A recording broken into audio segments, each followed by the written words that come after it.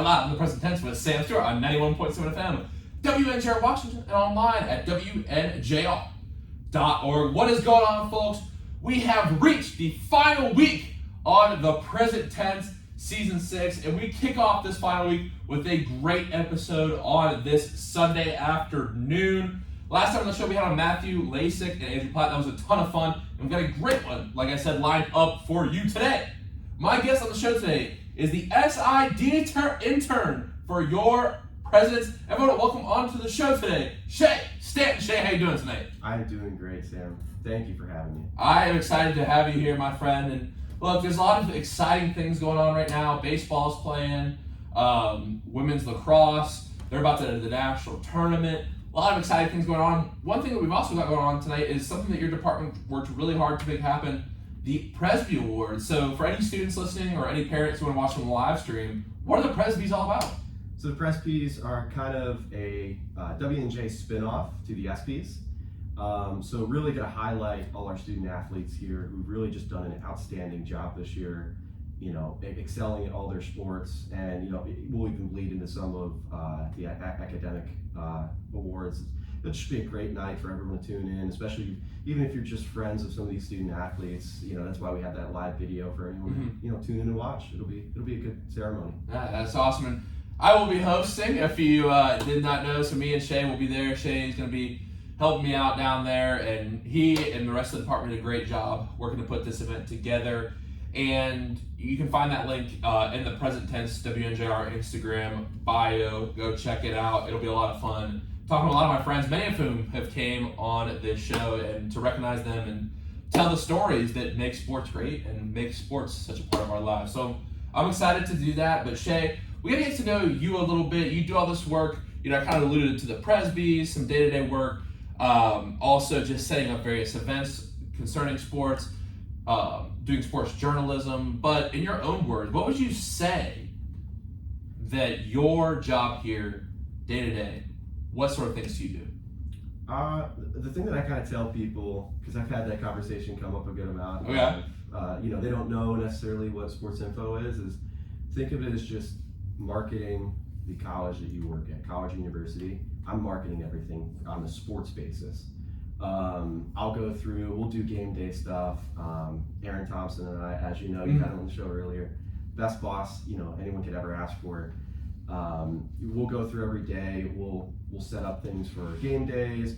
We'll put out social media posts. We'll do pre-game stories, post-game stories, just the kind of PR for the sports here at W&J. I feel like it's the best way to do it. So kind of like, okay, yeah, well I've never actually heard it put that way. Kind of like the PR department, you're putting the athletes out there, Absolutely. the events out there, and, you know, doing things like President's Post Game, where you're interviewing people after the game, to writing things. So it sounds like you do like a wide variety of things in this job. Absolutely. Definitely done a lot more than, you know, what I started with at IUP. It was kind of, I was always a stats guy. But, you know, coming here, I've had definitely an expanded role. Is there anything that you've done in that expanded role where you maybe were a little bit uncomfortable, or maybe it was something new that you weren't sure about at first? I would definitely probably say the whole like graphics thing, like using Photoshop. I didn't get that because at IUP we had a lot of student workers who had specific roles, so it worked out kind of that way where I was stuck doing stats. But yeah, I feel like I've taken that in stride. Aaron has been very crucial in that. Same thing with the workers that we have. They've been incredibly great, you know, taking care of me and helping me learn all these types of things, such as Photoshop and I mean, even Score Shots, really nice program we started using. Score Shot, what's that? So it's kind of a program that gives you a bunch of templates, and you can kind of use those templates to control your ideas of what you want to do. So that graphic for Coach Mountain, that was actually just a template at first, and then I went in, did a couple cutouts, very cool, and kind of developed it from there. Do you ever use Adobe Photoshop? Yes, that is something that How did you feel like learning that was? It's rough. It's a lot at first when you really look at it, because there's just so much happening at one time. So I told you about this a little bit, my documentary that I'm kind of working on right now, and I use Premiere Pro, Adobe Premiere Pro. So same sort of, and it's like I feel like Adobe gives you so much like there. You kind of just have to like play around to start and look up stuff, because there's so many things you can do, because both those are industry standard. Like there's so many, and like I know like I mean, you guys have some pretty good graphics, but like, there's so many different things you can do with Photoshop and Premiere Pro and Absolutely. Adobe. I think it's a motion capture, the one where you can like edit videos like spot on and stuff. It's pretty interesting. But how do you feel like you learned that stuff? Because I feel like I just learned by like playing around with it. Definitely playing around with it, trial and error. And I know Kaylin has some experience doing. She does. Yeah. She's another person. Her, Molly Charlton, those two were really pivotal. Like on the worker side, have really helped me out with that. Because they've had experience way more than I have, so props to them. They've done great with it. And Gina DeRubo's actually, her 500 graphic was strictly on Photoshop. Okay. And it took a little bit longer than we had hoped, but I think the turnout on social media was pretty nice. Yeah, that's cool. And I asked Socrates and Steven this for like things that you guys post. What do you typically try to post, and what do you feel like gets the most content interaction?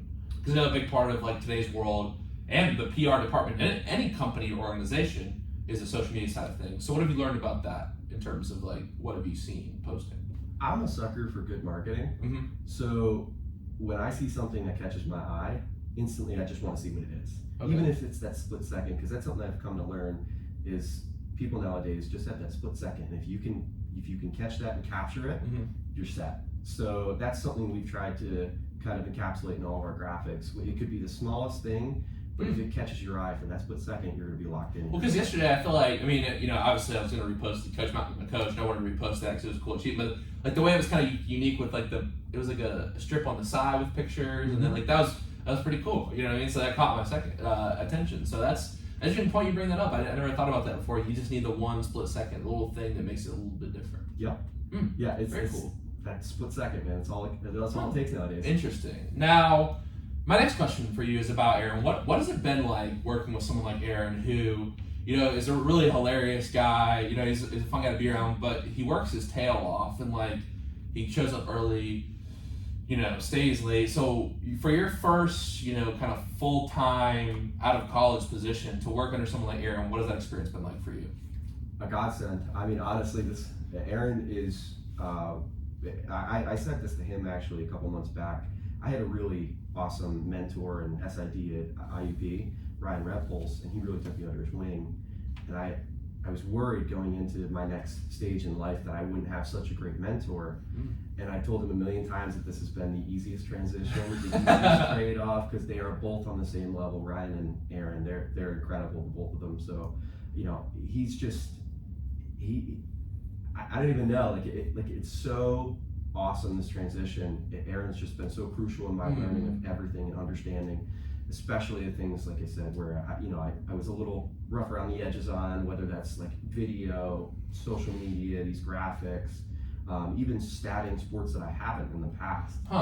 So now we can go ahead and get to this now, but I feel like I was going to ask you this kind of a funny question at the end. But like, do you have a favorite sport to stat? And then I think encompassing in that question too, like, was there any new sports that you really didn't know about that you had to encompass? It sounds like there were. So what sports were those?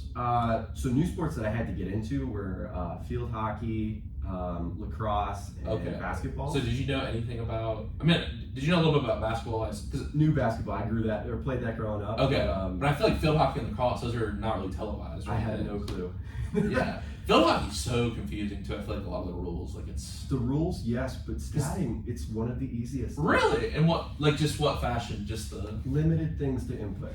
Okay. So it limits what you really have to focus on, which is nice because lacrosse is the complete opposite. So would you say lacrosse is the hardest sport to stat? That, volleyball, and a slight tick below is football. Okay, I can see. Because like multiple people making tackles, yards. You're a yard off, that's wrong. Like there are certain things. Now we have Chris Teagarden in the IT department who actually does football for us, but Aaron's really pivotal in helping him out. So I kind of got to shadow and see what he does. I gotcha. And it's very specific. A lot of people up there telling you like, hey, we got to look at some things, but that happens. We're all human, right? Yeah, no, for sure. And especially when it comes down to 1 yard. But so in terms of field hockey might be the easiest to stat, and then football and volleyball. I could definitely see volleyball being really hard. But is there a favorite that you're like, and not to say like that you like the people on the team more or whatever, because we know that's baseball, but you said it, not me. I spent a lot of time with you guys this year. You did.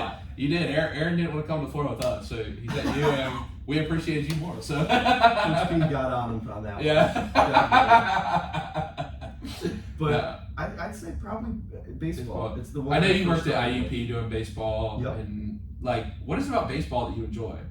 There's a lot of people in that department. Aaron loves baseball. Steven loves baseball. Well, Steven really loves baseball. You know, it's really his only sport. I know it takes place in other sports, but he loves talking about baseball. He does. So for you, why do you feel like you're drawn to the sport of baseball? It's just America's pastime, man. Like, I love it. It's soothing. It's such a change of pace. Now there are, like, you know, pick-off attempts and, you know, rundowns. But the real new rule change, they have, like, cut down on that. You know what I mean? But like the calmness of baseball, I feel like is really drawing. Mm-hmm. You know, I played it growing up. That was a big draw as well. Parents had a big impact on that.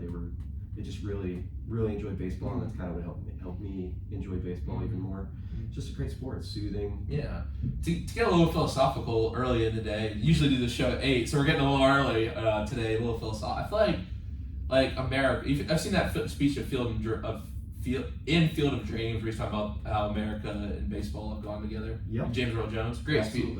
And think about it, it's like that transcendentalist movement, early 20th century. People talk about like the beauty of America, the nature, moving out. Like, I feel like the beauty of the ballpark. Like, it's out. Like, one thing we talk about that we don't really talk about in ours, but it's like the beautiful ballpark. You know what I mean? How beautiful the ballpark is. Absolutely. And like, we have a great one. You know what I mean? When those hills are in the sunshine and it's spring. You know, it's almost like you're taking it in a way in other sports you don't.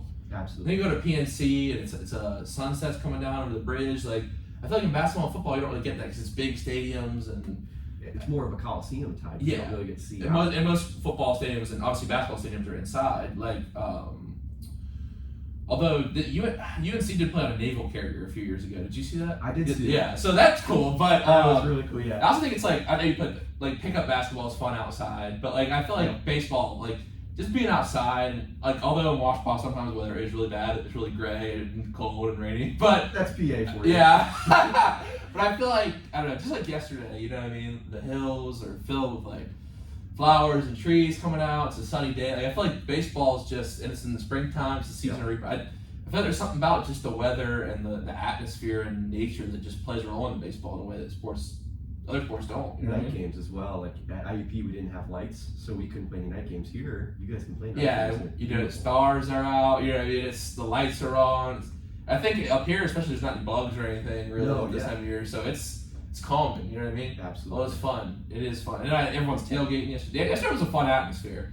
To me, yesterday felt like the first time. I think as a team, things really came together on the offensive and defensive side of the ball. But I think yesterday the atmosphere was there for the first time this year. I think a lot of guys on our team brought it, but I think it definitely translated to the fans as well. It was so nice seeing that crowd. I mean, I talked to a bunch of you guys afterwards, like just saying like, hey, you know, what about this crowd here? This is awesome. Yeah. I mean, and what about the surprise of DeZenzo here?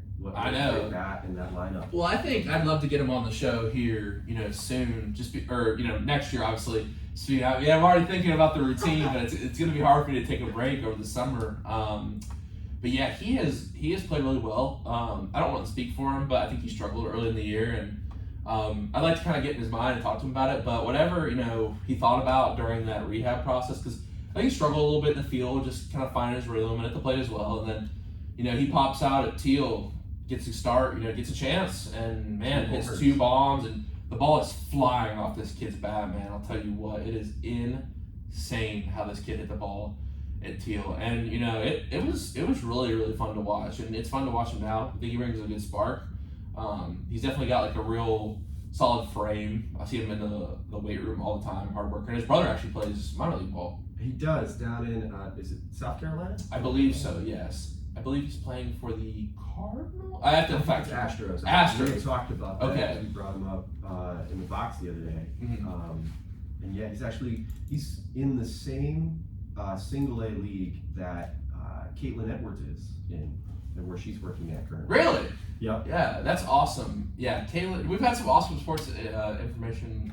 Caitlin did a great job last year. Shout out to her. But it's been cool getting to meet you as well, and it's been really cool for me. You talk about you were Not sure where your mentorship was going to come from next. Like, I was pretty close with Kayla, and I told her about a lot of stuff, but then I remember first I was like, oh man, like, Kayla's gone. And I started talking to you. I was like, yo, Shea's cool as hell. You know what I mean? Like, so I think the kind of lesson from that segment to take away of today's conversation is like, just because one chapter ends and it's good doesn't mean the next chapter can't be good as well. Absolutely. That's ringing really true in my life right now, too, so I can absolutely relate to that. Don't pick up the pen and cross out what's on the last page just because you're scared what's going to happen on the next page. Absolutely. Sometimes that door needs to be shut in your face. It's a tough reality, but sometimes you got to turn the page. It's got to be turned for you. Absolutely. We're getting deep already at 3 o'clock. This is like, usually I'm taking a nap right now on Sunday. We're getting deep right now. All right.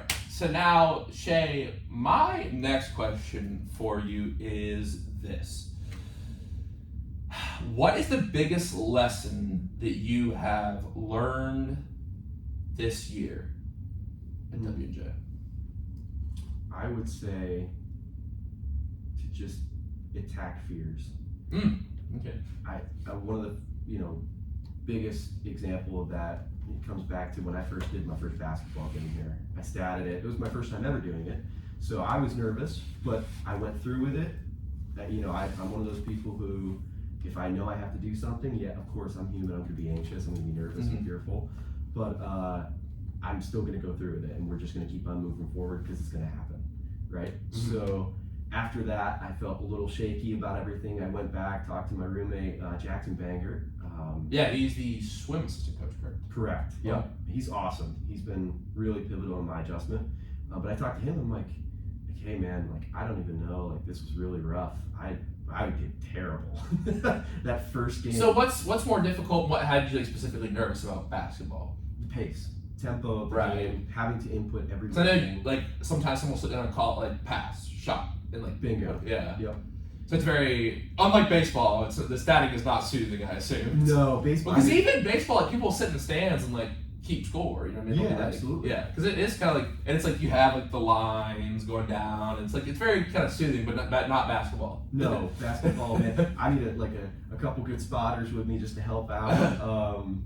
Is that how they do it in the NBA too, or how does that work? I don't know, because there are people out there like Mr. Aaron Thompson who can do it by himself, and I'm sitting here like, I got a long ways to go. Because I know that one of the things Kaylin told me about that's really cool, I'm sure she's doing this in minor leagues too, is like, what happens in MLB is that each player has like a tag on them, AI tags them, and then actually tracks them. Okay. So like, it like tracks the ball as well, and then like, where it says like out 643 on the MLB app, like that's just AI tracking it. That's awesome. I didn't know that. Yeah. That actually awesome. AI tags the player. I can see how that kind of speeds things up too. Yeah, for sure. So it's not like someone like, so it'll be like, 643, or you know what I mean? Yeah. So yeah, no, that's cool. And I think most people, this is why I like to bring in all different kinds of voices, because I don't think most people think about this side of sports. Like obviously, we don't have a hockey team here, but think about hockey, how hard it must be. Absolutely. You know what I mean? Absolutely. I can imagine that's just in a very similar way to like lacrosse or even field hockey at that point.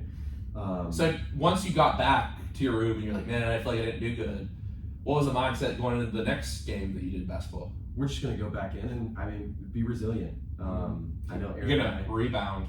We are going to rebound. That's it. I'll be at the Presbyterian tonight at 6 o'clock. I didn't think about that one. That was too good. That was too good. I should have said that. I should have beat into it.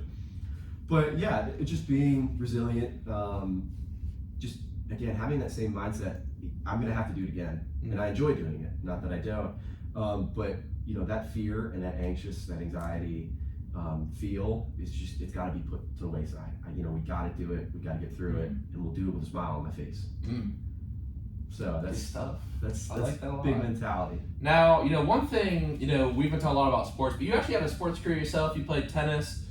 You were a UTSA coach, so you've seen some other sides of sports as well. But you actually decided to go to IUP to pursue a degree in sports management. So you did some things at IUP with sports management. You worked for the SID department, like you said. And then, of course, you graduated. So I want to hear the story from the time you got hired in July of 2022 back to the time you graduated. What was the connection there? In your own words, can you describe that period of time and how you ended up being an SID intern for the Presidents? I actually went through a rigorous process of applications. It's tough in the world of sports. I'm building my career up from the ground up. I have one relative in the world of sports, and it's Jason Hoteling. He's the head offensive line coach for the Tennessee Titans. Really? He's like Very disconnected, so I don't get to talk to him a whole lot. Wow, that's awesome. But he's awesome, dude. He coached at Wagner a little bit too before he got that opportunity. But see, I'm kind of paving my own path. I don't have the resources that some may have if they have relatives or deep connections in the world of sports. So it was tough, right out of college. I had started applying back in February of 2022 and really caught no traction. I got to meet some nice people, and funny story, I actually reached out to W&J in March, and I contacted Scott, our AD, and I said, hey, are there any opportunities? And I think that was at the time that like Caitlin, she was probably still like full in and everything. And he was like, well, I'll let you know. And as it, the summer went along, I think till about early July, I was just scrolling through the NCAA job portal. Really? And I saw W&J pop up. No way. And I always thought, my mistake, I'm outing myself here. I always thought W&J was near Philly. And I was like, that's not gonna roll with me. I'm a big New York guy. But I found out it was near Pittsburgh, and at the time it made a lot of sense. So I applied, and Aaron got back to me right away, and we kind of hit it off from there. It was just right. Obviously, awesome. with IUP being an hour away from just about an hour. So you kind of familiar with the area already? Yep, absolutely. Huh. I had pretty close friends down in Pittsburgh too, so kind of got to know the area a lot more, which is nice. Kind of eased me into things. Yeah, no, that's awesome. And my next question for you, I didn't even have this one written down tonight, but I just want to ask you,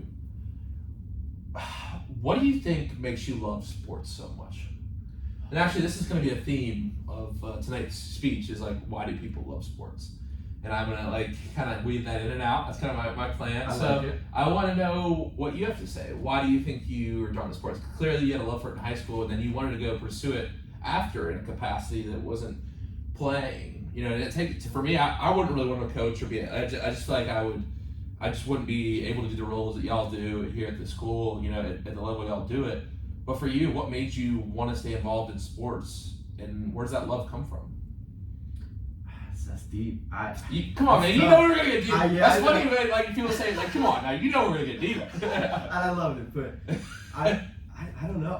It seems really simplistic, but it's just the love of sports. I mean, it's so gratifying to even be involved in sports. That feeling and the emotion that sports brings everyone.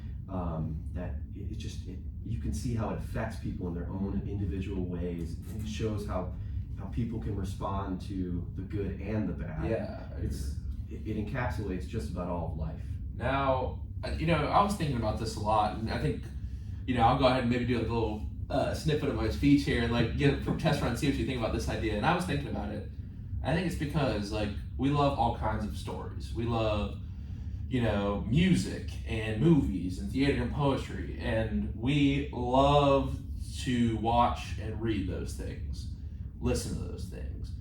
But the stories in those mediums are maybe not so different intrinsically from the stories in sports, but the stories in sports, a new page is written every day.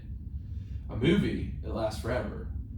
In sports, we have the opportunity to pick up the pen and write, no matter what's on the last page, a new chapter every day.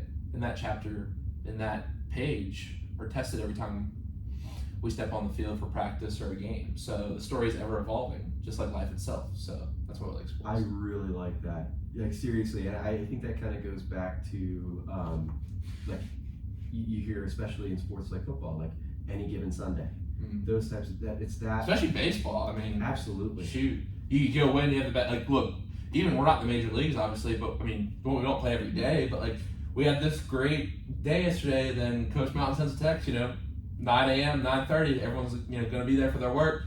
We have to pack championship next week. Maybe we have a good game Thursday. Maybe we don't. But then we got to come back and play Friday. Bingo. And it's a day-to-day thing. And then for the guys who are coming back next year, whatever happens as a result, we'll take a little time off, refocus up, the story goes on, Absolutely. That's crucial to have that mindset. Yeah, that's one thing Coach Mountain has put in my mind. It's like, you're not playing against the opponent, you're playing against the game itself. Absolutely. And eventually, the game will win. Everyone retires at some point. But playing against the game, challenging yourself, using the game, testing, who you are as a person, I think that's what sports is good for. So absolutely, that's one thing I'd like to weave in today. So that's awesome. I'm excited to see what you do. Thanks. I appreciate it. I appreciate it. So, yeah, no, I think that's a great discussion. Thank you for bringing up those points. And my next question, you're talking about the lessons you learned, how to face fear. Now, I'll go ahead and ask you this. What do you think the biggest advice you would give yourself if you could talk to yourself on the first day you step foot on WJ's campus? What would it be? I'd say don't be afraid to take on the unexpected. I feel like that whole theme rings true. Like I said, I've done a lot of things here that I never would have dreamed of doing at IUP, just because I was President's postgame. It's President's postgame. So, yeah. With that, had you ever interviewed anyone before you did President's postgame? Nope. So how was the first experience? And it was Casey Payton and the softball seniors. Was that your final, or was that your first President's postgame? I think my first was in Florida. Field hockey. Oh, okay, field hockey. Field hockey when they, I think it was the seniors. Those seniors, their last game. So how'd that go? How was that experience? It was good. I kind of took it as just think about talking to someone. Don't think of it as an interview. That's what, and obviously I didn't say that because you'd be taught. But sometimes, like on here, I'll have people I've never met before. Yeah. Like flatmates and lacing, and I feel like you have to think of it as a conversation. Like sometimes I'll think in like podcasts now. I'll be sitting at my grandma's back part, like, man, this could be like a podcast, a great conversation, or like a long car trip, like. Because then the day, once the microphones go away, it's like I try not to have like a persona or anything. And Coach Mountain gets on me, and he's like, he's like, your radio voice. It's a little cliche radio voice, but you do a good job. And like I'm like, oh, thanks, Coach, I appreciate it. And like I feel like even though I do have my radio voice, and when I had DeMar on here, he's like, yeah, that radio voice, you sound a little different. I'm like, yeah, and like I do get a little more interjected in my everyday life, but with the 3, 2, 1, and that's one of my favorite parts. But like I try to just be myself, you know what I mean, and show some. I think vulnerability, and that's what makes a good conversation. It's like exploring the parts of yourself. Like everyone day to day has like bureaucratic kind of meaningless conversations, I would say. But absolutely. I think when we're like willing to stop and actually listen to each other and like say, hey, how's your day going? Like, what's this? How's this event? You show you really care. Like those are cool conversations. I think that's what makes a good podcast as well, or a good interview. Absolutely. So, about that, I think if we do a lot of reflecting, is like I kind of look back on the season and it's like, yeah, I think just trying to eliminate all the factors of like there is a camera there. Like one thing with making documentaries, there's cameras there, but to try to get to the core as much as possible. Like Absolutely. Yeah, I mean that's kind of what I tried to encapsulate during that first interview. And so, do you have fun doing it now? I know you said you were a little nervous at first doing interviews. I definitely have fun doing it, especially people who I know. I like seeing their reactions to that. That's awesome. How do you like doing the play-by-play broadcast? I really appreciate you giving this show a shout out on there. No, I've never hopped on the play-by-play. Oh, I'm sorry, that was Sacco. But you asked the guy in Florida to give a shout out. I really appreciate that. I was bugging him. It was Johns Hopkins. Yeah. he was great at what he was doing because their players actually their ace was giving him words during the broadcast saying, "Hey, fit this in." One of them was like flurry. Fit that word into your broadcast. Oh, that's fire. And he did it. We gotta do that on the show one day. You text me words. I should. I'll be texting you. Try to find a way to fit in X, Y, and Z. That'd be fun. But yeah, I was bugging him. I'm like, man, you gotta say it. And he ended up never saying it, but Sacco came through big time. Yeah, that was awesome. Him, thank you guys. You have to. I appreciate it. No, I always appreciate the sport. Sacco's a great kid. I say that like I'm only 3 years older than him, but yeah, he's a great guy. He really is. We actually wrote a play together for theater class, so that goes. Yeah. I heard about that. Sacco actually really loved it. He like said it was awesome. He gets really? like the he's director. Yeah, director. Yeah, I was right. He's director. Julian is the scene designer. Angel is the lighting director. See, we're also me and her are actually the main characters of the play. A kid named Sam Quinn used to play baseball. He's also in it, so it's not blowing up. So it's my first time playwriting, but well, yeah, we'll see how it goes. My next question for you, Shea, and it might go along with the theme of your couple answers before, but what is the biggest advice you could give to a first-year athlete at W&J? I would say, don't be a stranger. Don't be a stranger to anyone in the athletic department. Like, I can't tell you how many times where we have a lot of our student athletes become our student workers in sports information, and they'll come up to us afterwards and be like, wow, I can't believe I didn't do this sooner. I can't believe I didn't talk to you guys sooner. Like, I don't think that people have this like thought that college is so intimidating and stuff, but when you really break it down, it's not, especially when you know you have the whole athletic department that's behind you. I mean, that's one thing I would definitely say. No, I would say that for sure, because I think definitely, your coach and your assistant coach is more like a kind of a business approach, because it is a business. Like, they're getting paid to win. They're trying to. That is their life's job. That is their life's. That is their career. Like, they are. As much as I feel like I have a great relationship with the coaches on our staff. Like, in the day, like, to be able to just go in and chill with y'all, or like even like I'll just kick it with Scott McGinnis sometimes. Like, even other coaches, like, different dynamic, just talking to different coaches and seeing what they know. I'd say definitely, as intimidating as it is to, like, say what's up to people sometimes, and trust me, I've been there. I think you're better in the long run if you can make those connections and, like, what I mean, stop by. It's not like, Aaron, and you guys are definitely doing work in there, but you're never too busy, like, stop and say what's up, and I've always appreciated that. And yeah, go say what's up. Go hang out. Aaron will talk about anything. Absolutely. So we both we're cut from the same cloth. Yeah. So, and the interns, they love to talk in there too. So absolutely. I know you see Jackson come up a lot. Yeah, you had Tomsick in there. I mean, I guess he is an employee. I'm not sure what he does, but he is. He tries his best up. He's great. He's great. He brings energy. I think that's important. I love it. Yeah. He's very.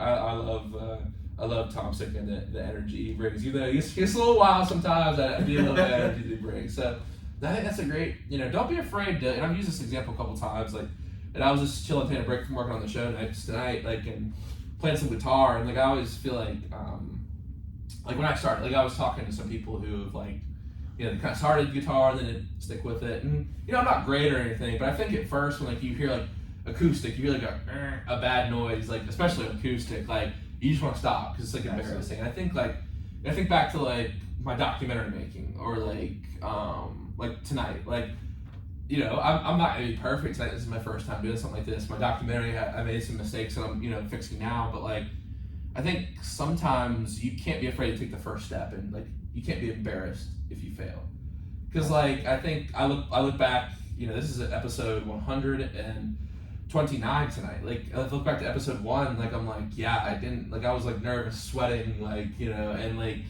I feel like being able to say, okay, like, that wasn't great, but I'm not a failure. I'm not an embarrassment, and that's hard, because I feel like a lot of people put so much pressure on themselves. You know what I mean? It's like, go try that new club, go try that new class. You know what I mean? Absolutely. Go open. Yeah, try new something in sports. Like Sam Casil, she started out as a offensive player in high school, and now she's a great defender. Obviously, the WJ Lax team is balling out. You know what I mean? Yeah. So you have to try new things. Absolutely. I mean, you have to be, especially in a different environment. Yeah.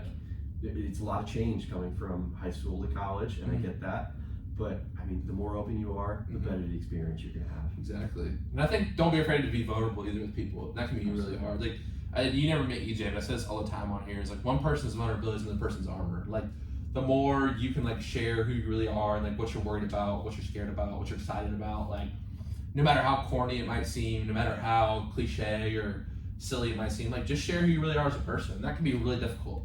When I say that on here, like, yeah, I struggle with that sometimes too, but, like, if you're honest with people, like, I think you're gonna fit in much better than if you try to be, like, perfect all the time. Absolutely. Share those mistakes. And, like, I feel like, just reflecting on it, just because this is, like, I feel like this show has gained, more traction this year with some people, because I feel like I have, like, you've seen me pitch a couple times, and, I get it sometimes, but, I haven't had the most, like, statistically great career here or whatever, but, like, talking about my struggles, like, day to day, like, oh, I did this good outing, and then, here's what I try to work on next, like, just doing that, and, like, saying, like, I feel like one of our best episodes this semester, and I've had a lot of baseball guys on before, like, last year, Pete and Nate, and in the fall, we had Brooks and Will, like, and all those were great, but I feel like the timing of the episode with Kyle, Ethan and Joey, and how we talked about, like, kind of how we're struggling, like, yeah, we've only lost 3 pack games, but for us, that's kind of rare. So Yeah. talking about that and trying to get mad at that, I think people really appreciated that episode because of that. You know what I mean? Absolutely. Because I feel like life is so easy when you're winning. Like, it really is. I mean, you have to run downhill, which, sometimes people get worried if they're doing well. Like, it sounds like you overthink things. So even if I'm doing, like, if we're winning, if I'm doing good, I'm overthinking things. But, like, at the end of the day, I feel like if you are being honest about the bad times and trying to work through that, like, that's where you're gonna shine. It's easy to be happy when you go good. I completely agree, and I think I saw the other day, like, this really cool quote. It was like a weightlifter, right? Mm-hmm. And they couldn't do this one lift, right? Mm-hmm. They dropped the bell and everything, and this guy above him goes, like, failure, you've now hit rock bottom. Oh, that's Tom Platz. You're talking about Tom Platz. Yeah, okay. You're talking the quad father. Yeah. He's blonde. He has blonde hair and huge quads. Yeah. Like, you finally hit rock bottom. Cool, you failed. Nah. It's only up from here. Nah. That's Tom Platz's leg workouts are crazy. I don't know if you get of his videos.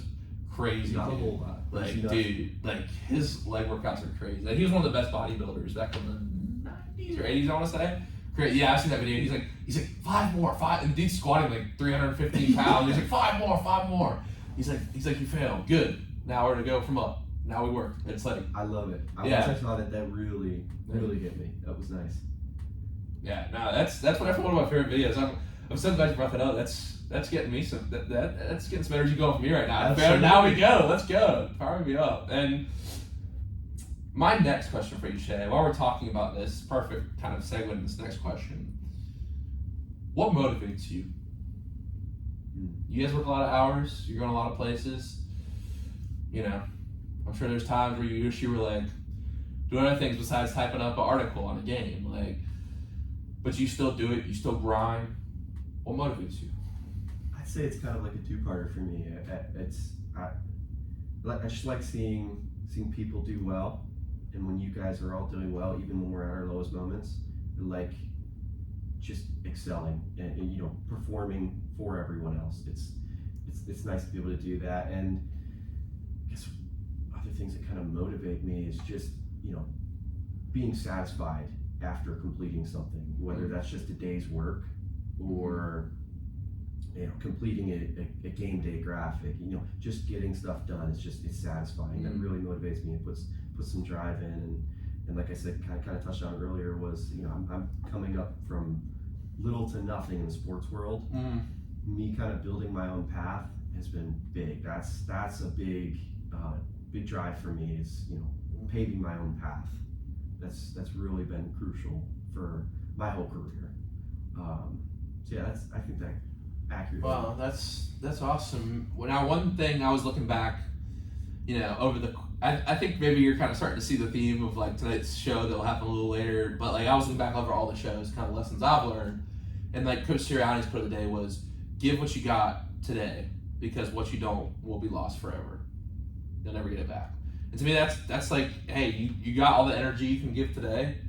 Squeeze all. You know who David Goggins is? Yes. Yeah, you squeeze all the water out of that rag. You get all you can get out of today, and yeah, I think that's a good way to go about it. And at the end of the day, you're the one who's going to have to live with yourself. Absolutely. So if you give it all you can, that's all you can do.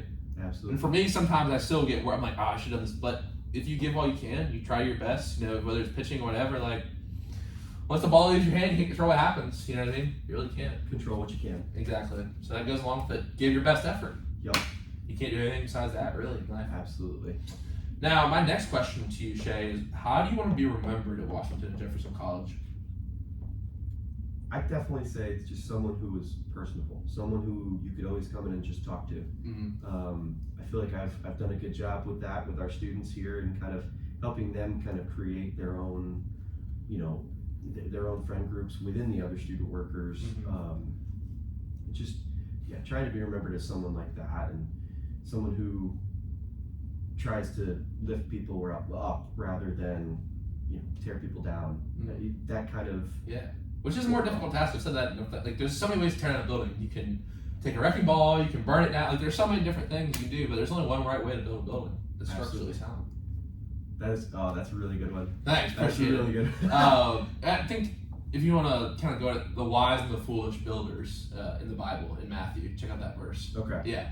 very cool stuff in Matthew there about building your house on a solid foundation. I think when you have good people around you, that's a solid foundation. So I think I'm Catholic myself, but I definitely remember a movie. I think it was either Bruce Almighty or something. It was Morgan Freeman. He had talked about. Yeah, that's Bruce Almighty. Okay. Yeah, the wise and the foolish builders. Yep. So it's about a solid I love foundation. that. Yeah, no, it's good. I've never seen that in the theater, and I was like 5. Bruce Almighty. I love it. It's a great movie.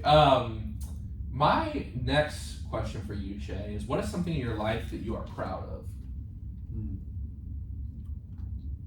I would definitely say, again, my drive to create my own path in life. Going through high school, people would kind of look at that sports management degree that I was kind of chase after. They'd look at it and be like, okay, where are you going to go with this? Sports is really broad, it's tough to get into.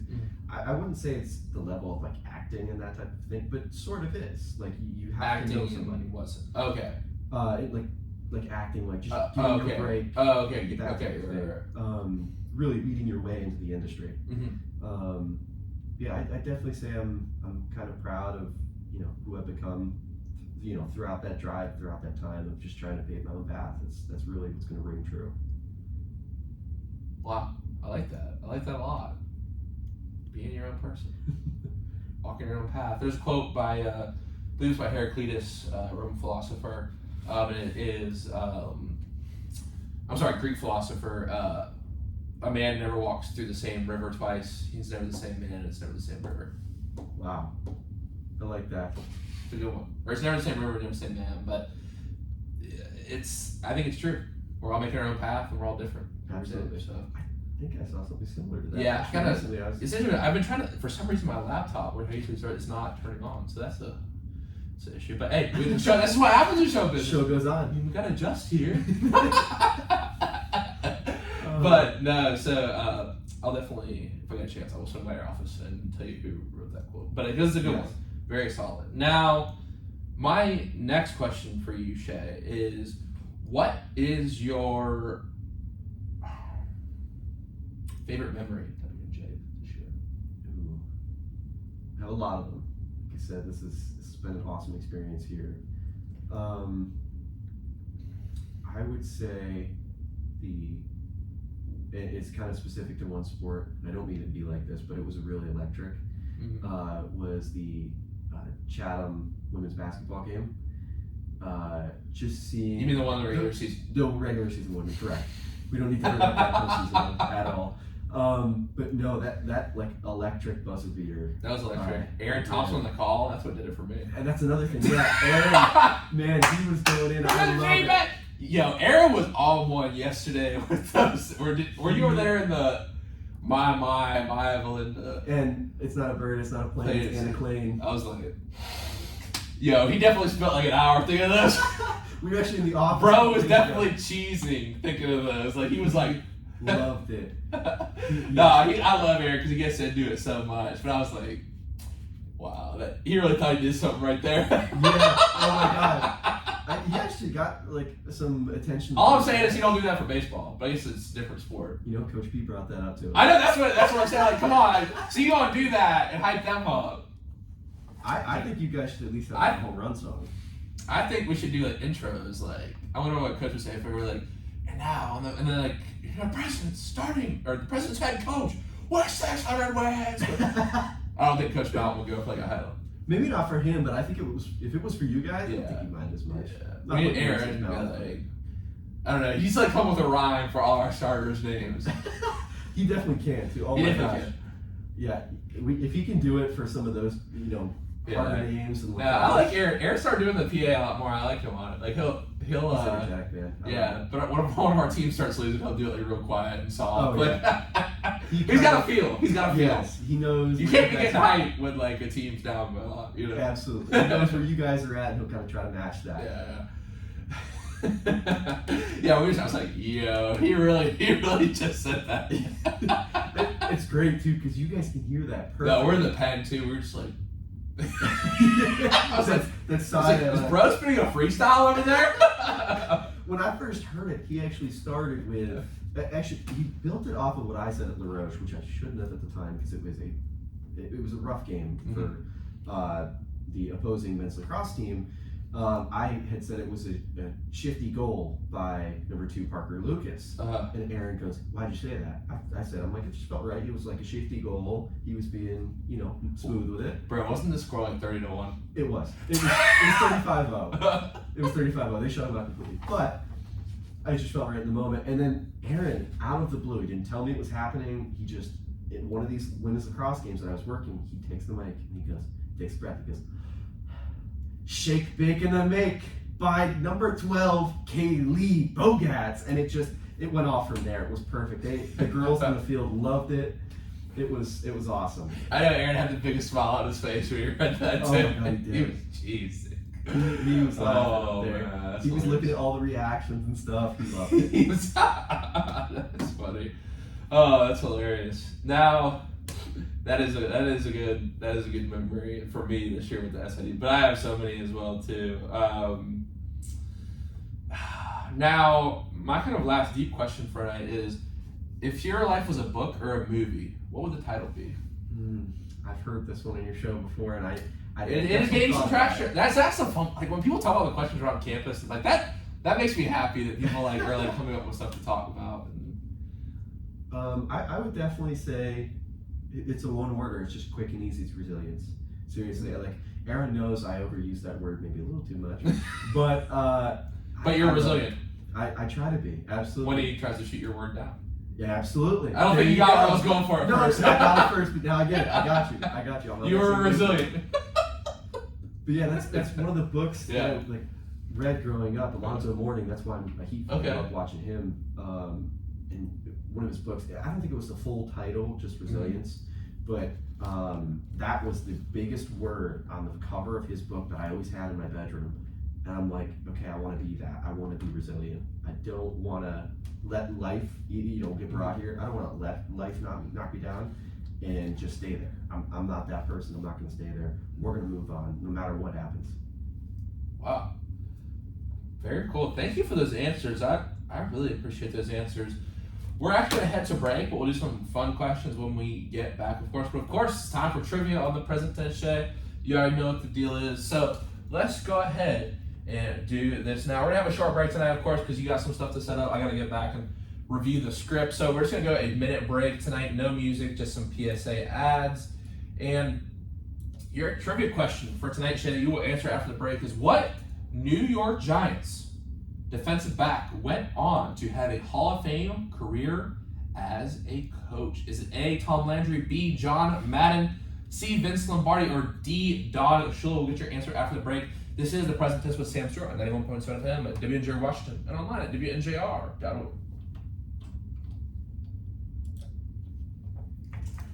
Got any ideas? Wait, who are the questions? Tom Landry, John Madden, Vince Lombardi, or Don Shula? It's not Madden. It's not Shula. I don't think it's Landry either. Who's the first answer? It's weird, my laptop isn't working. So the answer: Tom Landry, John Shula, Vince Lombardi. I'm sorry, let me read it more. A, Tom Landry, B, John Madden, C, Vince Lombardi, or D, Don Shula. Oh no, it's gotta be Vince. I think. Oh, that's gonna eat away at me. I should have done my research. I know Vince coached for us. Vince coached for us or for them. I gotta catch myself on that because Sirianni will get me. Yeah. He's caught me before. I'll say we. He goes, who? You play for the Giants? Okay, we'll talk about that in a second.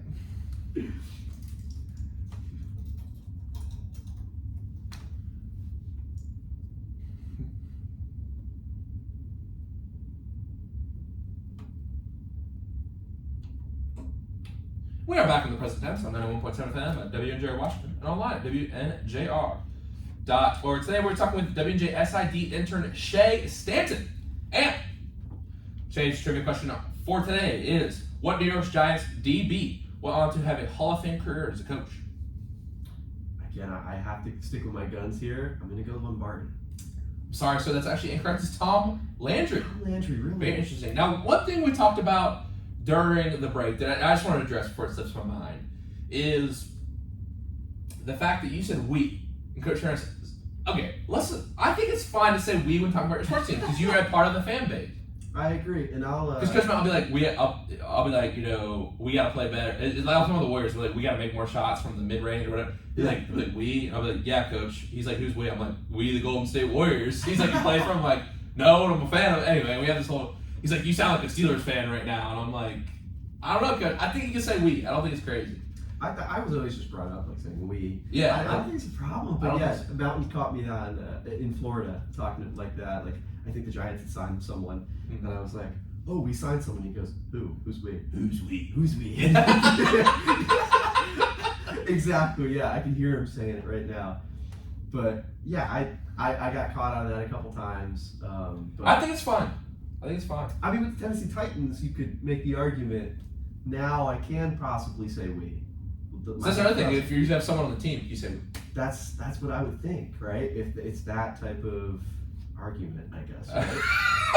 Hey, let me know in the comment section on the clips of this show. Let me know what you think about this. Now, let's get into some fun questions, Shea.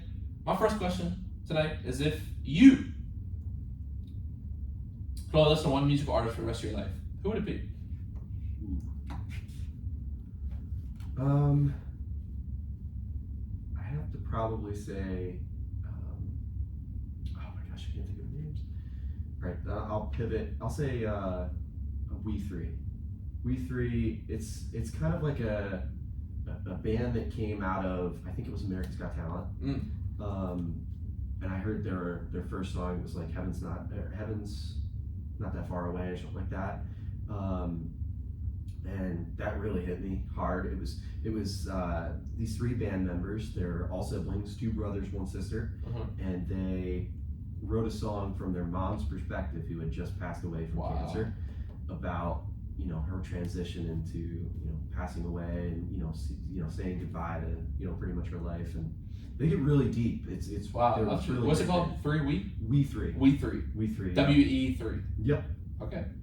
Wow. Cool. Thanks for saying that. I'll have to definitely check that out. I love to look up new artists. And my next question for you is, what is your favorite movie of all time and why? I would probably say the Lion King. Really? Interesting. Going down with Disney. No, Disney guy. great. Love it. But no, I always love like the Lion King, and speaking of resilience, like perfect for sure. example. What character do you say you relate most to? Not to be that guy, but I'd like to think of myself as a Simba because of that whole resilience. Like, there you go. Getting not Timon. No, Timon or Pumbaa. You and Aaron are Timon and Pumbaa. Dude, I'll take Pumbaa all day. He's a character. Wait, is Pumbaa which one? Is Pumbaa the meerkat or he's the warthog? He's the warthog. Okay. Timon. No, because y'all always have the good vibes. Oh, absolutely. Yeah. What is it? What's their song? Hakuna Matata. Hakuna Matata. Yeah. There you go. Yeah, I actually have a shirt that says Hakuna Matata. Really? That's dope. That's dope. I love it. Yeah, no, that's a classic. I mean, I don't really even say that. That's a classic. It's such a great movie. It is a good movie. I mean, all ages can watch it and get a different feel for it. Like you can watch it now. Yeah, the classic kind of movies were so much better. I mean, there's a few that are good, but yeah, the classic is for sure. Now, my next question for you, and I know there's a song you hate, which is Broadway Girls. Broadway Girls. I was waiting. Morgan Wallen, but not good because I think most people just, I assume you just don't like it because it's just overplayed, right? Yeah, at IUP. So you just played it too much. Yep. And my question is, if there's a pre-game song, if you had full control of the music of the game, what song would you put on? The hype song. I'd probably say. Honestly, the lacrosse was getting me going with the Pump It Up. They kept playing Pump It Up. Pump It Up is very good. Yeah. I'd even say like My House by Flo Rida. Like that. Yeah, that's a good one. It makes me. I don't know. Like I listen to that type of stuff. Like even playing tennis. Like there's not a lot of hype around tennis because it's a gentleman's sport. I feel like tennis is kind of a hype game, though. It can be. Have you seen King Richard with Will Smith and? I watched it. Yeah, great it's movie. The Williams sisters. Where unironically at an award show, Will Smith won an award for that movie, which was awesome. Yeah, and then when it was like Chris Rock, I was like, yo, I should have someone like fake Chris Rock slap me tonight. That'd be fun. We'll send Steven up to go do it. Yeah. That's actually an interesting question. That leads me to a question later in the show, but I want to save that. But yeah, The King Richard's a great movie. But yeah, I feel like John McEnroe, he was pretty fiery. Absolutely, Yeah, he was. but I feel like it is like pretty intense. Nick Kyrgios. I like Nick Kyrgios. He's the Really? guy. Yeah, I like Nick Kyrgios. Okay, I'm a big Federer guy. So yeah, okay. It's like He's more top old. guy. Yeah. Also, I'd say I don't know. I've never because when's the last time we had a really good men's American tennis player? You know, It's been a while. It's been a while. It's been a while. Like I think the Wimbledon and like the Australian, all that's really cool. U.S. Open, but like I feel like the game would be hard, like because we have a lot of good female tennis players like Osaka, Coco Gauff, obviously the Venus sisters, and notes, you know what I mean? So The Venus sisters are just. I know it's a really good movie though. I mean, for those at home who watch, it's a very good movie, and like Will Smith, regardless of whatever's going on in his personal life, like he can't act. Like, I thought his acting was very good. And, like so like, they were stars from like so young. Oh, absolutely. And she played. I believe it was who'd she play in that match? I don't have my laptop to look it up, but was it Steffi Graf? She played. No, it wasn't Steffi Graf. She played. I do remember the movie did a really good job because she played a star when she was 16. Absolutely. I'll have to. I don't have my laptop working right now, but like I said, great scene and great movie. Definitely very cool. Another tennis movie that has tennis is the B movie. Remember they play tennis in the B movie. Remember? I only have like specific memories from that movie. I didn't remember they played tennis in it. Yeah, that's how he gets stuck on the tennis ball and hitting the window. Oh, okay. You're starting to like get. Yeah. I don't know. I was thinking of other movies with tennis in it. No, You think it's a flower. Oh, that was a little random, but great movie. You like jazz? Yeah. That has been wild. Yeah, the memes. Oh my gosh. You seem like a big meme guy. Oh, I love it. I mean, memes. I don't. My friends will tell you, Nick Theobald and Matt Tracy. They'll. You actually might be able to meet them eventually. Okay. They come around a little bit. But they'll tell you like I'm terrible with that. I think I'm funny in my own way, but I am just terrible. Like there's nothing worse when you send someone a meme on Instagram and they don't even like respond. No, they don't like it. They don't respond. Yeah, exactly. So I'm like, great. Yeah, now I know where I stand. Even if I don't think like the meme someone sent me is funny, like I'll try to send it to someone, or not send it, like it or something, because if they think it's funny, don't be that guy who just Julia, because I'll send something to Julia who's like, LOL. Great. Okay. Yeah, I'm done. Just took my time. Okay, whatever. They're always sending the cool ones, man. They got me laughing. I rarely get them laughing. Now, my next question for you is, if you had a chance to hang out with one athlete for an entire day. Now, I know you're a big Michael Jordan guy. You got the Michael Jordan poster in your room. Oh, yeah. Or not your room. I've never been to your room at your home, but in your office at work. Some people think that is our room. Just in general. Aaron probably has a pull-out bed. Oh yeah, people think you guys cuddle up there. We get like a little knock because you got that divided office. I'll get a little knock. Hey, I'm going to bed. So who would you hang out with if you hang out with any athlete throughout history? That's tough because I told you about the Alonzo Mourning thing. Him. I'd probably say, I'd have to stick to my guns and say Alonzo Mourning. Okay, very cool. He just seems awesome. I mean, you look at what he does on the court, he's just so determined, man. He's an offensive, goon. He's incredible. So is he your favorite? She's your favorite Heat player of all time? And absolutely. So where do you feel like Jimmy Butler is all time? He's up there. He's really. Do you feel like he's passed away yet? No. Not yet. I feel like he will if he keeps playing like this. I don't know. But Jimmy Butler's played for other teams too, which makes it. That's what makes it tough. I mean, he's in his fourth year now, fourth. After that sign and trade. And the other teams he could have had a great he pushed Karl-Anthony Towns too hard, and Karl-Anthony Towns is getting his feelings hurt. So Minnesota gets rid of him. Yep. They keep Tobias and Ben Simmons instead of him, which actually turned out to be a terror. You know what I mean? So I don't know. He should keep him. I think they should. I think they will. I mean, you have to. You have to at this point. He fits so well into that culture. He does. I mean, we'll see. I mean, I think the Celtics. I don't know. I feel like the Celtics take the Sixers series ultimately. I feel like the Heat. I feel like the Knicks are probably the worst team remaining in the playoffs. Just being honest, I feel like the Heat, if they handle business, they can take care of it. That Eastern Conference, I think that's a throw. Contest. It's a toss-up. Absolutely. Yeah, the Celtics. Yeah. We'll see what happens. I mean, Celtics. they're on top right now. They're hot, man. Yeah, but I think that East Conference is always up for grabs. Absolutely. It is. The West this year too has been. I mean, NBA is just in a good spot right now. It is. Because you don't know. I'm doubtful that AD will have another good game like this, at least next game, because typically he doesn't have good games back to back. So if it works, number 2-2, and anything can happen in the best of 3. Yep. I think the Nuggets ultimately close out the Suns. I think the Suns play a little too much isolation ball. Yeah. They don't have a good bench either. Suns had a lot of problems coming into this year too, and Well, they get KD, so it's, yeah. Don't tell me I don't know if DeMarion's a huge Suns fan. Suns, is it because of KD? I think he's a big KD. Yeah, Okay. Yeah, he is. And that's fine. That's fine. So speaking of DeMarion, you hooped a little bit, but what happened when the ball hit you in the head? God. Yeah. So, I haven't played like straight up full court pickup basketball. We play at half court a lot, or like a mini, like a half size full court at home. Once you play full court on a real court, it is tiring. Absolutely. Like I haven't played since high school, on my school team, but I was drained. Absolutely drained. So I was running down the court. He was, dribbling up the court, right? Uh-huh. I was to his side on the wing, and I turned to look at him. He wasn't looking at me at the time.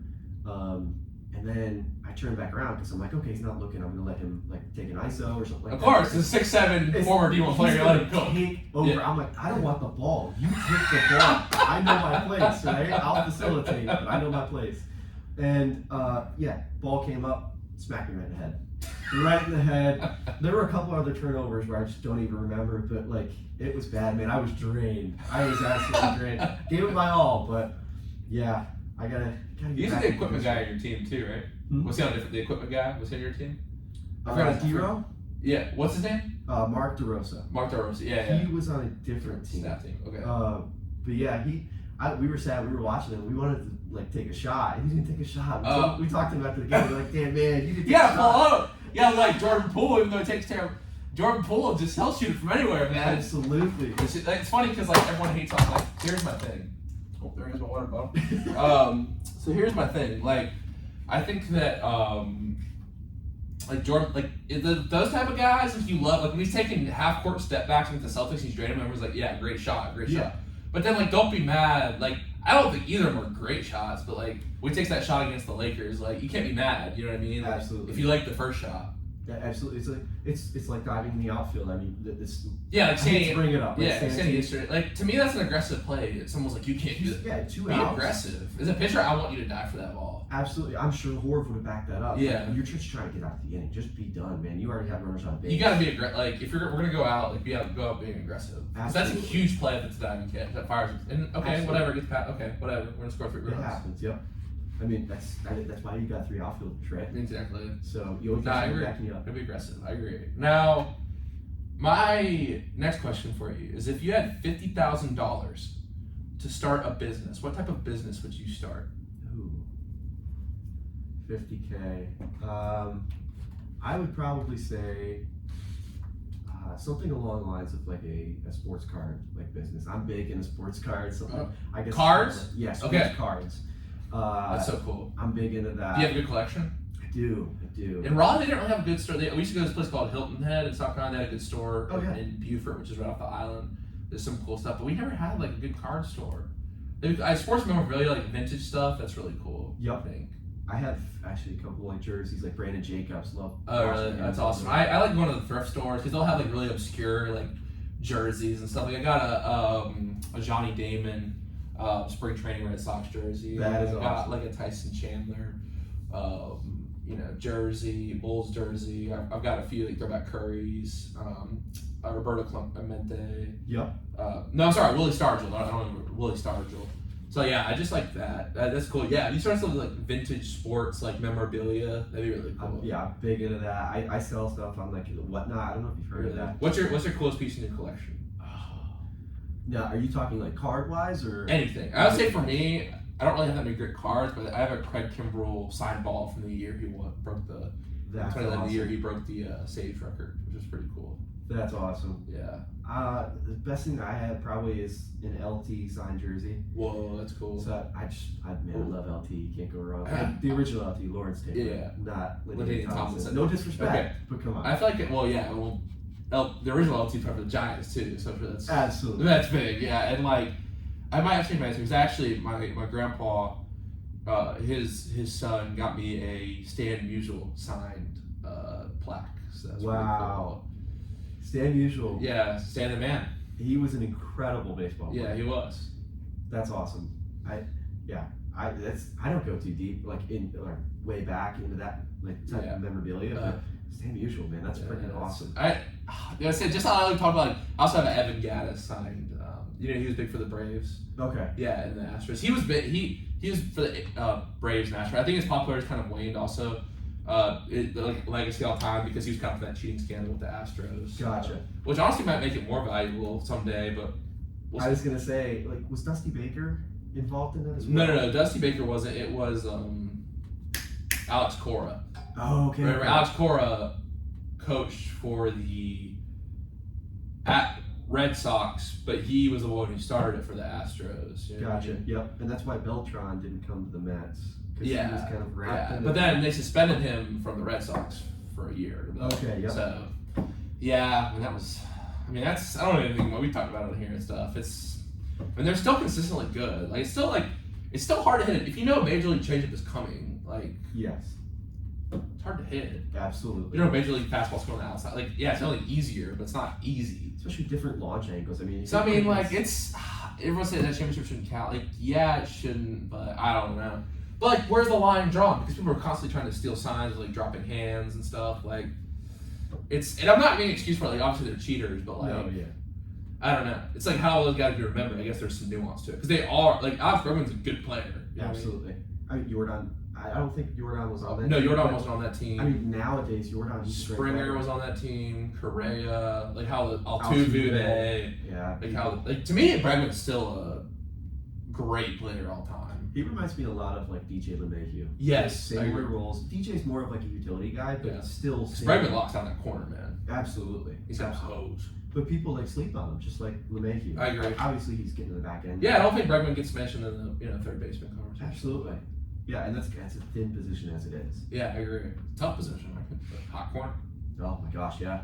Shout out to Scheider. I couldn't do it. Scheider, Rag, and Steele. Steele, yeah, man, they're doing it over there. Doing it. Now, Shea, it is time. Well, no, let's go one more question here. Actually, we got a couple more. Then we'll go to our final 2 segments. What is one word you'd use to describe yourself? I would say, I'd say either passionate or just open. I mean, I try to be passionate about a lot of things, like what I do for a living, which is being an SID. Try to be passionate in that. I really enjoy it. Sports has been a crucial part of my life, since day one. But the open part of it, I guess you could say, is just open to people. I told you earlier, I just want to be known as someone who you could always go to, and someone who would always be there for anyone. You ever need anything, I'm here. Oh, that's awesome. I definitely feel that way about you, man. So if you ever doubt that, thank you for being always open. I really appreciate that. Love coming to y'all. And my next question is kind of about your name. What's up with the Milkman nickname? Can you explain that for the viewers? Because they probably saw it on Instagram. Your Instagram is Milkman. Milkman, yes. So, we were talking about this prior. I kind of use that as a little bit of an icebreaker with people because they'll get that kind of reaction Milkman, what? Yeah, exactly. But it's actually a really simple nickname that I got in Little League because Shea's kind of a hard name. Even Stanton, you can't really make a nickname off that. Giancarlo, you could say. You absolutely could. People will go oh, Shea Stadium because that's what it was named. Right. Oh, really? Absolutely. Interesting. Yep. Dad's a big Mets fan. Yeah, I could say. Yep. But in Little League, there was this announcer who we were on the better field, and he actually ran the league, and he saw me just scooping up balls, hit at first base. I was playing at the time, and I'd go over and just get him out and call off the pitcher, be all cool and stuff, and he would be like, "Oh, there's Shea Stanton again. He's just like the Milkman. He always delivers." So just have a playoff on Carl Malone, the mailman. Absolutely. Scottie Pippen, he said, mailman don't work on Sundays. Absolutely. So that's kind of just stuck. Okay. Like my buddies back home all know me as that. That's kind of where it derived from. So I kind of use it now as like that like initial icebreaker with people. That's awesome. And who would you say, Shea, is one person who's essential to your story? You say you couldn't be here doing what you're doing right now without this person. Man, that's tough, putting it to one person, but It is a tough question. I'd have to say my dad. My dad and my mom. I like just parents. That's fine. Yeah. Parents in general, like those two have been so supportive. Like I said, I'm paving my own path. They have what they do in life, but they're in full support of what I'm doing and what I'm trying to, achieve in life here. And they've been really pivotal in my life. And like most, they should be your rock, and they always are and always will be. So. Wow. Thank you for sharing that. And let's go ahead and do our final two segments. We've got our Would You Rather segment first up, and my Would You Rather for tonight is if you were caught in a barroom brawl. I mean, I'm talking like 1870s, bottles are flying, chairs are flying, fists are flying. It's like Red Dead Redemption up in there. I got you. Who would you want by your side, Steven Ridzak or Aaron Thompson? Man, now this because you did say Steven would come slap me. Because Steven's fired. Steven's fired. Yeah, Steven is fired. He's a fiery dude, but Aaron's a unit, man. Aaron is a unit. I'm sorry, Steven. I love you, man, but Aaron is a unit, man. He is he's jacked. He's like, if you look at him, don't think that like he's not, because he is, man. He's jacked. He's a big dude. I see him on the travel. I see those calves. He puts that work in, yeah, too. You just kick him. Instead of falling through the door. Absolutely. The swinging doors like they got in the Old West. You just bear hug him and walk him out, and Aaron would get him. He would do that. I guarantee it. Sorry, Steven. Yeah, sorry, Steven. He's gonna try to fight you today. I'm gonna be on camera. He's gonna come slap me. That's fucking pain is temporary, views are forever. That's what I said. Exactly. Now, Shea, this has been a really fun show tonight, man, and we could probably talk all night, but we do got to wrap this up because you got to get back up there, do the setup. I got to work on the script, review it, process it, get the pen and the pencil, mark a few more things down. So, Shea, it's time for the quote of the day. Why don't you take us home? Alrighty. I put a lot of thought into this. I appreciate that. Because I know this is one of your big segments, and I love it. But my quote is from St. Francis of Assisi. I said I'm a Catholic. I try to stay rooted in that. But he says, start by doing what's necessary, then what's possible, and suddenly you're doing the impossible. I really like that. I can say that again if you want. So it really sets in. So it's start by doing what's necessary, then what's possible, and suddenly you're doing the impossible. And then what kind of that talks to me about is even the small steps can really just, start your journey. It's those little steps, doing the necessary, like slowly working your way up. Eventually you're going to see yourself doing all these great things, and it's all going to unravel itself. It's an incredible feeling when that, you really think back on life and you're like, wow, I was there, now I'm here. Look at what I've done. Look at what, look at what we've done with the close people that you've been around. So yeah, that's definitely one that instantly stuck out.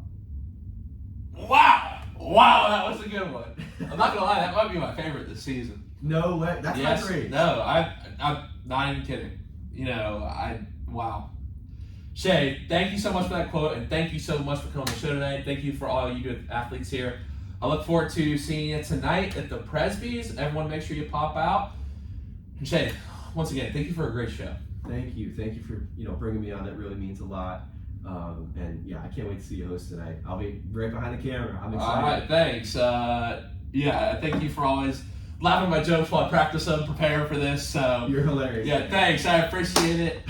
Everyone, this has been a fun season. I don't want to give my ending talk yet because, of course, we're not finished. We've got the Presbys tonight, and then we've got season finale, present tense season 6, Tuesday night, 8 o'clock. Sonny Boy Blanco and Nick Dawson return to the show to talk about the PAC Championship. They joined us before the season, to talk about the season preview. They won it. We're going to come back, see what's changed with them as coaches, see what's changed in their life. They're great guys, funny, really deep. We're going to learn a lot about sports life. That's going to be a lot of fun, although I'm sad it's going to be wrapped up. Like I said, Presby's season finale, we still got a ways to go. We still got a lot of fun memories to be had. If you see me around tonight, come talk about sports, come talk about life. But until then, everyone have a great night. Remember to live in the present tense.